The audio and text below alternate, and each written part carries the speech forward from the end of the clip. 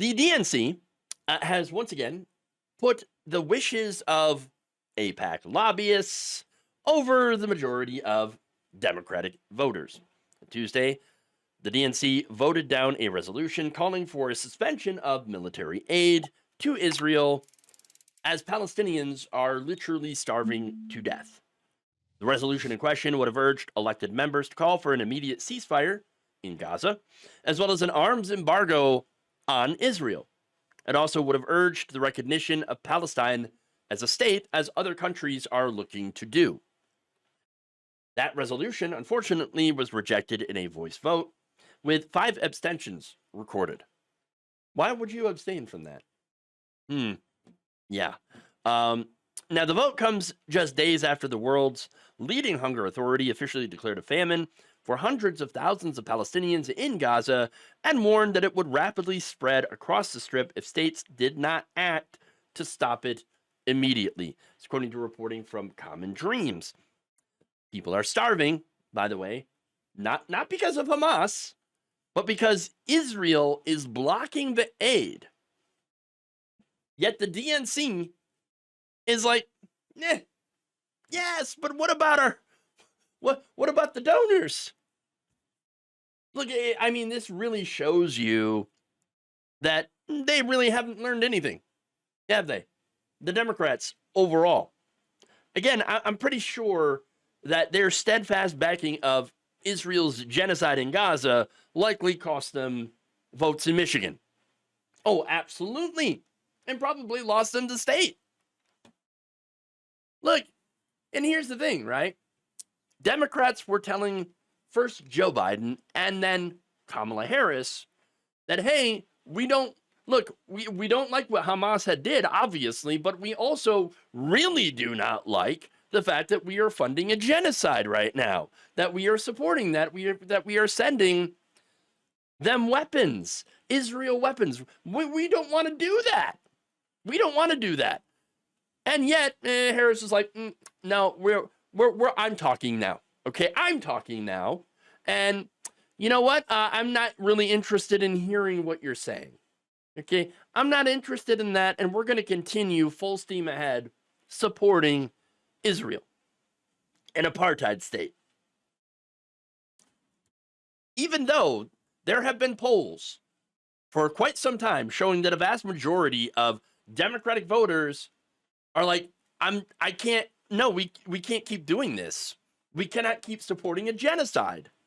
Look, according to a Data for Progress Zateo poll, for example, about 71% of likely Democratic primary voters say that the U.S. should end its arms transfers to Israel until they stop their attack on civilians in Gaza, support Palestinian rights, and commit to a long-term peace process.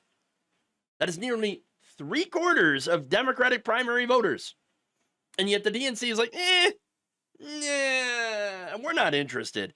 There's more, by the way. Another CBS poll found that 61% of Americans oppose weapons aid to Israel's assault on Gaza. By party affiliation, it breaks down to 77% of Democrats, 63%, and 63% of self-identified moderates. 77% of those under 30 oppose sending weapons to Israel. 75% of Black Americans, 66% of women, and 56% of white college grads. That's how that breaks down. Last month, another poll found that just 8% of Democratic voters support Israel's assault in Gaza. Okay, so the polls are very, very clear here. And yet, Democratic leadership, they're afraid of AIPAC. Okay, they're afraid. They're afraid. They don't want to stop the genocide. And again, right now, we are violating our own laws, which isn't really a surprise, right? Now, which law is that? Specifically, Section 620I of the Foreign Assistance Act, which bars the United States from providing military aid to countries that actively block humanitarian aid. But because they're Israel, well, I guess we can just ignore our own laws. Look, Israel basically owns a lot of our politicians. On both sides, by the way. Look, that's the reality of the situation. We have Zionist politicians who are not Jewish, by the way. You don't have to be Jewish to be a Zionist. In fact, I would say that a lot of our Zionists in the country are not Jewish. They are Christian. And they are supporting this because of that whole end times BS, okay, which is Christian nationalism.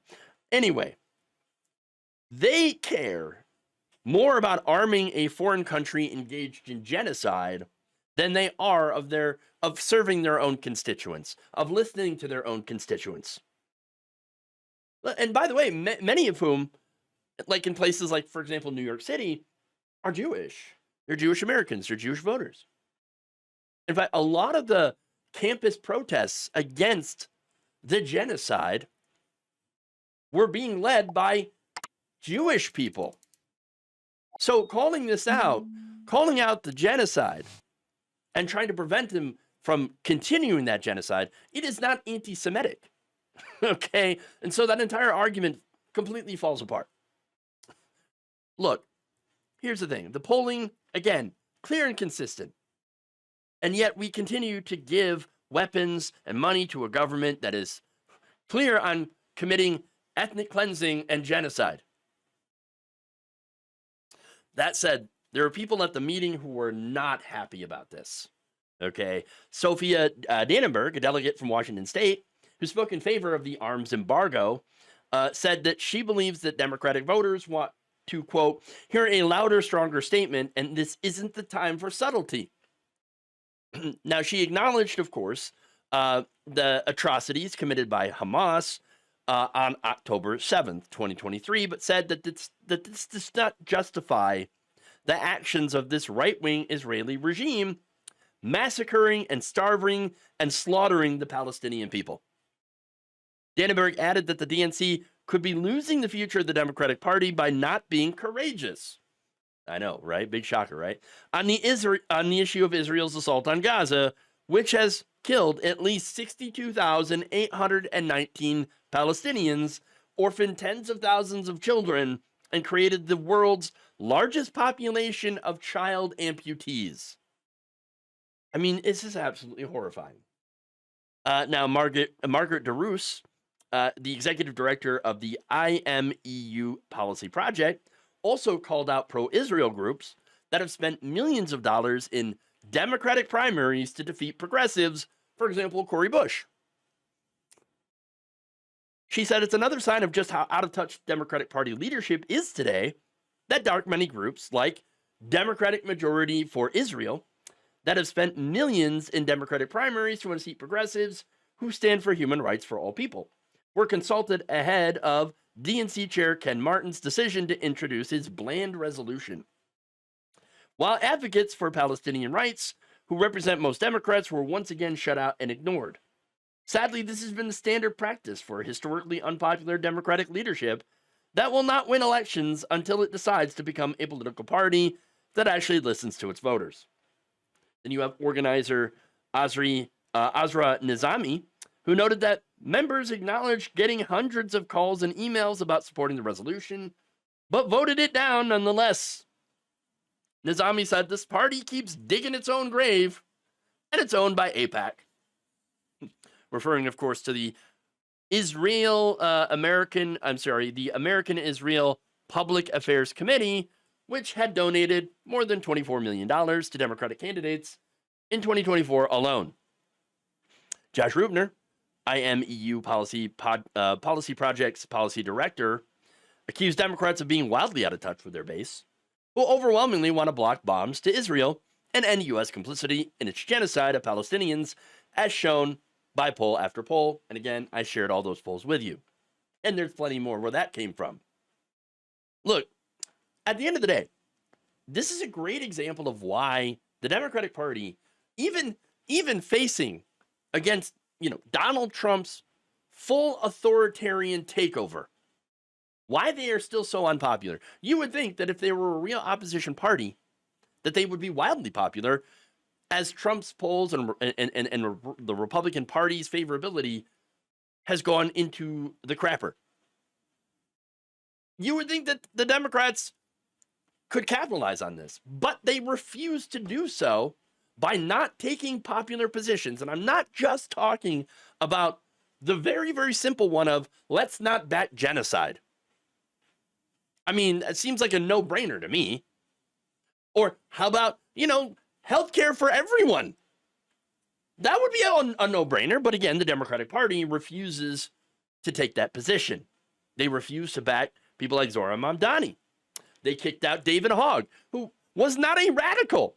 None of these people are radicals. None of these people have radical positions. They're just looking out for average voters, average people. They took away the endorsement of Omar Fattah. And likely will not vote to get corporate dark money out of the party.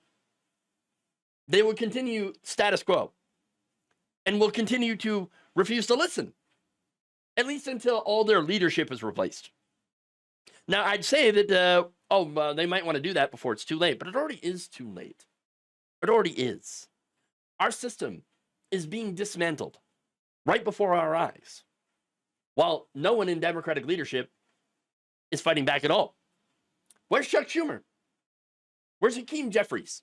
Okay, I know where Richie Torres is, dunking on the left on X, and they're